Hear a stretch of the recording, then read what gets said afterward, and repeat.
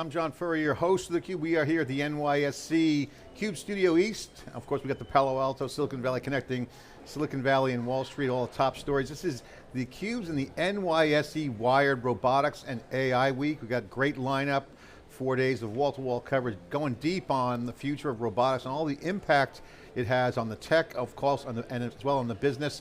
Michael Brown, CEO of Skyline Robotics, is with me. Michael, great to see you. Thanks for coming on theCUBE, appreciate it. Thanks for having me. So Brian Bauman was here, founder of NYSE Wire, with this great community coming together. It's our first foray into the robotics, kind of a deep dive. We've been covering robotics on SiliconANGLE and theCUBE, kind of like as an AI kind of crossover. Sure. I think a few years ago we were at an event that AWS and Amazon put together called REMARS, which was the confluence of cloud meets industrial factories and how robotics, aerospace. IoT. It never really caught on because it was kind of like so many threads, but you got aerospace, you got space, you got industrial IoT, industrial technology. So Sure. robotics got a big swath. And of course, NVIDIA, with the stock price, we've got a little fluctuation now with the options behind us, they really are evangelizing how their AI infrastructure platform is driving a lot of robotics. Of course, robots are all part of the keynotes from the CEO Jensen Huang. So I think the capital markets are now awake, and entrepreneurs certainly have been doing this. So you've been in the middle of it.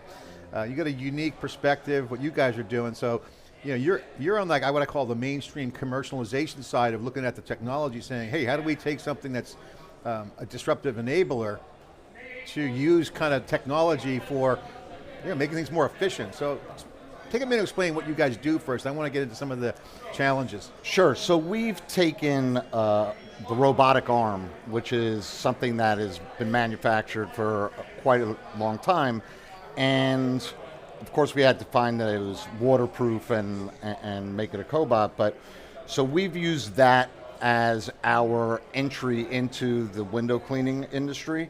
And while the robotic arm looks very simple, having it in an outdoor variable environment, it's not.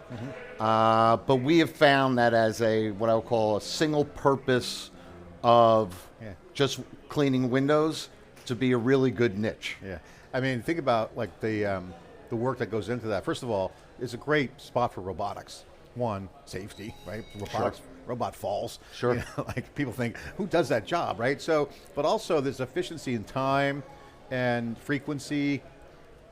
Take us through the business opportunity there, because what does the workflow look like? What's the kind of before and after, old way, new way look like? I mean, obviously we all live, we all been in apartment buildings or hotels where you see the window cleaners up there, they're on that thing that hangs down. Exactly. They're like, squeegee.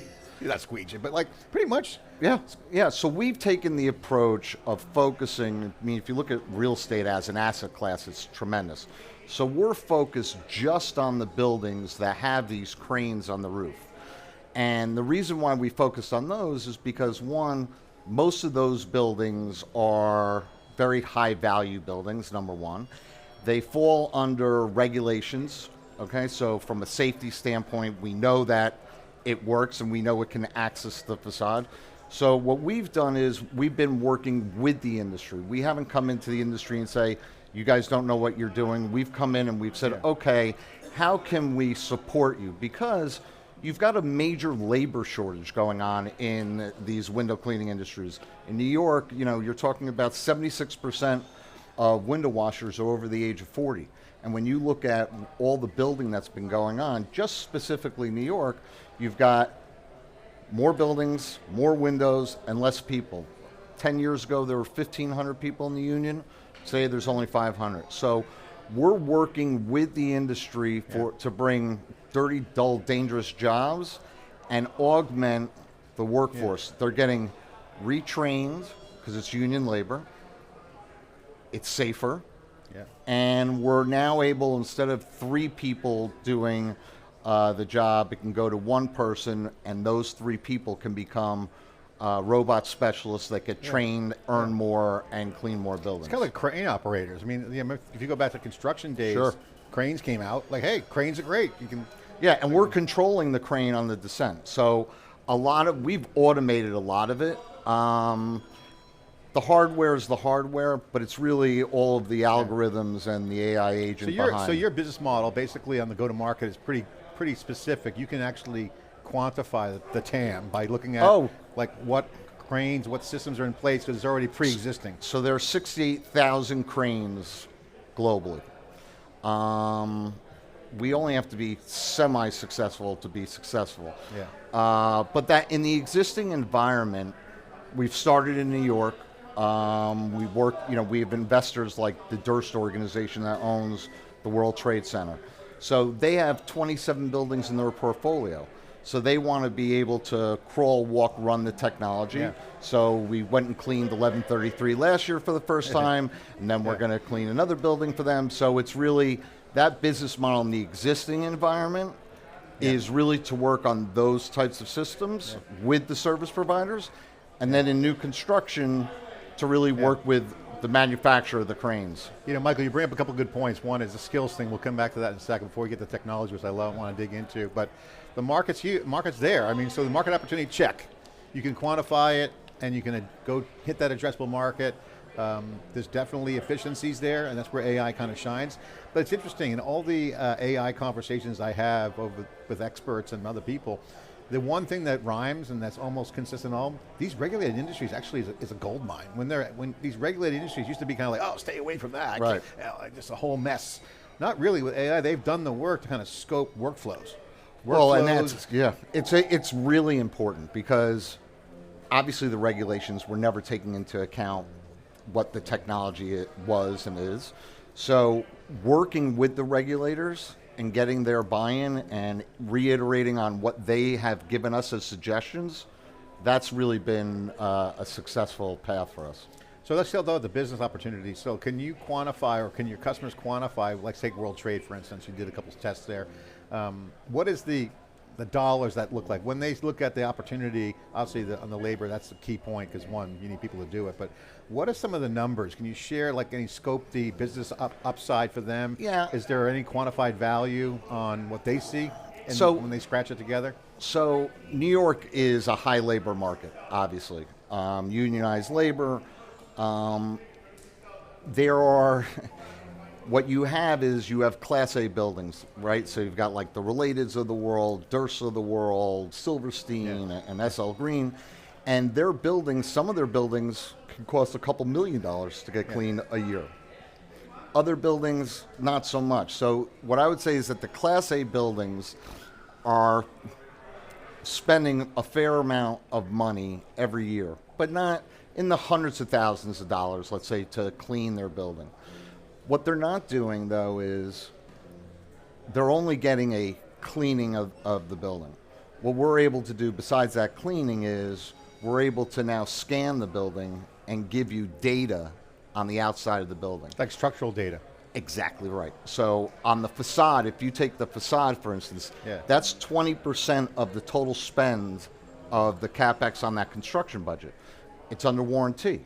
So if you look at, let's say, a JP Morgan is building their new headquarters, it's a $500 million facade. It's under warranty for, let's say, 10 years. I would think they would want to know what's going on with their facade. So that type of data. What kind of things happen? Cracks, just manufacturing? Just cracks, water's getting behind it. You've got, for the biggest thing that we're looking for are the silicone seals in the windows for any erosion there, because that's where water and air can get through. And when you think about carbon emission and ESG, that's really where we're focused on as well, is that data does not exist and drones can't fly in cities. Yeah, exactly, and then the rooftops have that value. So okay, so there's some dollars there to be saved. Huge. So we've been able to, from a savings standpoint, the savings has been there, the time efficiency pickup has been there. We're working on trying to bring regulators to allow us to clean at night. Because we don't have a need for sunlight, because we're using LiDAR, we believe we can move commercial cleaning in New York to nighttime, which really adds safety, which really brings the operations of that BMU back to the building to utilize during the day. And non-disruptive too to anyone in the building, right? Exactly right. Workers, exactly. It's very alarming when you see someone coming down. You put that robe on. I mean, jokes aside, this is legit business. You got the market, you got business model opportunity with the the value proposition is clean, because you can, hey, I mean, the payback's there. I mean, Sure. it's just numbers work. 100%. What's fascinating is that the AI has a lot of computer vision now. Take us through some of the things that you guys are working on. It's not trivial.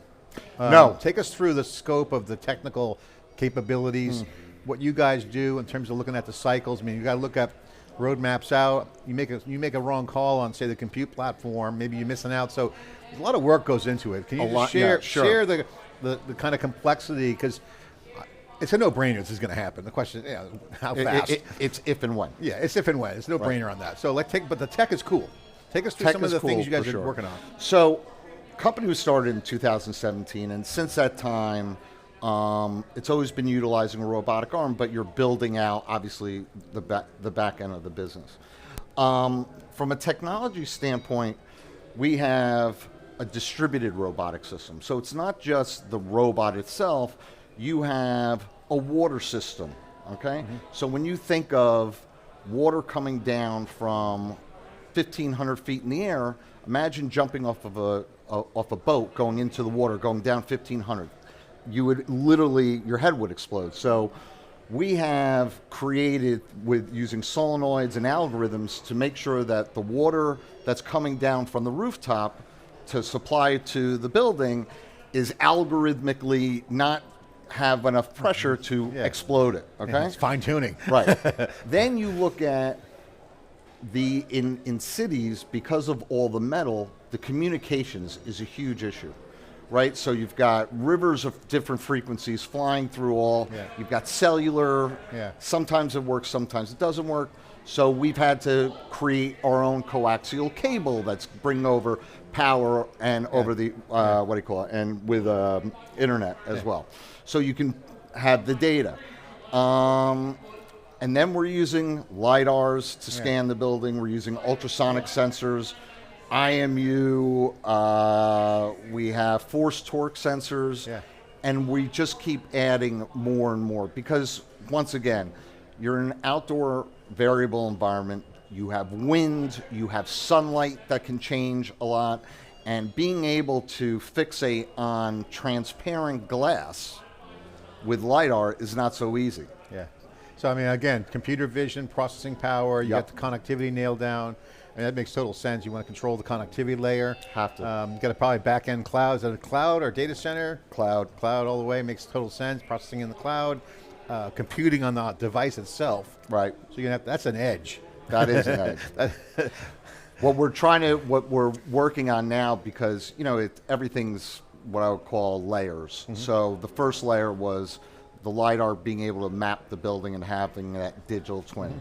Now you'll scan optical and stitch optical in there. Then you'll add hyperspectral and geothermal cameras so that you can really provide that data of, instead of doing best practice, start making decisions that's driven on data. You know, a lot of people, when we talk to, certainly in the computer industry now, obviously finance and business, AI is the rage. They all talk about LLMs, large language models. That's just text. Computer vision's the killer app. But it's seeing everything. So the data corpus is massive. The computation power. You mentioned digital twins. You're starting to see digital twins move from a manufacturing concept to basically every vertical. Yes. I mean, because why wouldn't you want to replicate the simulation? So how do you guys think about the digital twin? What are some of the cool things you're doing with digital twins? The digital twin's been around for a while. I just don't think that the technology got any traction because it was too expensive for all of these companies to have it work. So we're really approaching it more that we're doing this facade health profile. We're up there anyway. This isn't our single line of business. We want to make sure this is more of that added value. But the data that we collect can be used for many different reasons. Yeah, this comes up also, again, you guys are hitting all the hot buttons for us, because like a lot of this AI wave is like, I was talking to Dun & Bradstreet, the head of AI over there, and they have the most comprehensive business data on everyone has. And I asked her, like, what's the strategy, right? And then she says, honestly, it's just figure out what we got. Right. And then once we know what we got, then it's going to be something that their vision is, and aligned with most everyone else, is that the derivative works. that you get out of the product. So, most people just think, I'm just going to throw AI at a problem, but they don't even know what they're throwing it at. So this is kind of what you guys are taking, that similar approach. Right. You agree with that? 100%. And listen, for what we're doing in robotics, it is nothing near what everyone else is talking about on that AI side with the LML, with the language models. This is just, it's very focused. Yeah, I mean, it's a good use case because you can actually, it's easy to get to the digital twin because it's a building, it's fixed. 100%. So you have all the coordinates, so all you got to do is peek the LiDAR and all those subsystems to understand kind of what you want to do. And what we're trying to figure out is, how are we going to capture that data, right? I mean, you don't want to send trillions of terabytes of data and store it unless someone's going to use it. But I think that the wave one of AI in what I would call traditional enterprise businesses is really going to give them, I think, a new viewpoint of what opportunities there are for low-hanging fruit, whether it be marketing or just customer segmentation, or just knowing who your customer is. Well, just basically re-architect some of those low-hanging use cases, and also where there's grunt work done or toil or undifferentiated heavy lifting. Yeah. And the skills gap is, in some markets, it's a skill gap because it's emerging. In your case, it's declining. Correct. But the job's not going away. No, so it's like, and it's a global. This is a global situation for us. I mean, we don't do any outbound. We only get inbound, and it's from all over the world. All right, let's talk about the customer investor equation, because obviously you're in a hot space. It's a no-brainer use case. I can see this, being funded. Clearly, you guys are in business. What's the funding financials look like from an investment standpoint? Are the investors savvy on this? Is it hard to articulate some of the value proposition to for us, guys who run buildings? It has. The CFO. I would tell you that fundraising has not been easy. Just when you look at the last couple of years, and if you look at, obviously you have the war in Israel. Obviously, as an Israeli company, that hasn't made it so easy. Our investors are strategics, a lot of people within the real estate stack, whether it be a developer, construction company, an engineering company, an architect. So we have a lot of the people that are within the real estate stack that know that this is an opportunity and have seen the technology and said, you guys got it, you're honing in correctly. So we take in a lot of that data and feedback from those people, and then you have a little venture money, and then you've got private high net worth. It's a durable business opportunity. I mean, I remember one guy was doing an antenna or just a warning system for planes. It was like one of the most dumbest ideas someone would say, or boring. He made so much money on that. It's like what? In this case, when people see it, they're like, that's a no-brainer, right? It's just like, oh, I get it. Robotic arm, back and forth. What's the cost structure? What's the CapEx look like? It's so much safer. Wow. All right, take me through the onboarding. So let's just say I want to do this, because I agree with you. I think it's a no-brainer. It's all about the numbers, right? So payback, cost structure, that's would be the analysis. What is the onboarding? So if I want to do this? So in New York, we've done, when you look at the existing built environment, we've done a deal with the largest service provider. They have the contracts already. They have the relationships, because listen, at the end of the day, the operations manager wants to make sure that their building's going to get clean and they're not going to get in trouble, and it is a relationship situation. So knowing that, for us to go and try to meet with regulators, meet with customers, and just have the insurance to go up on these buildings would be very difficult. So we've really honed in on creating a RAS model where it's a monthly basis. They're leasing the equipment from us, no different than a box truck or a high-low or whatnot. And then they're going from one building to the next building to the next building. So it can go from one to the next. So you built a nice product to integrate into their operations. Exactly. So for them, it's a non-disruptive operation criteria for them. Exactly right. And what they're doing is they're retraining their people. And then they're going to be able to add data services on top of that.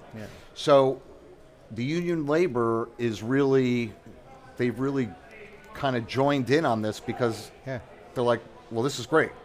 I'm getting paid more. I'm learning to become a robot technician, and it's much, much, much safer. Yeah, I mean, it's a perfect fit for them. Yeah, I like to make more money part. Okay. Yeah, now on the existing, on new construction, where there's no line item for window cleaning, we're coming in and it's a CapEx. Yep. Built directly into the facade. So the facility gets built into the crane gets built in, the footprint you need. Exactly spec right. into the build-out plan. Exactly right. So then once it's done, you're starting your building off with no window cleaning. Well, that brings a good question. What about the buildings that don't have it, the retrofits? Who does that? So the 68,000 BMUs I was talking about out there, one of our customers has, I don't know, 15 to 20,000 of those. So we're pretty focused on many of the markets on a global basis. London is a great market. They have more cranes than the rest of Europe combined. Yeah. But Netherlands is a good market. Japan. Singapore, Japan.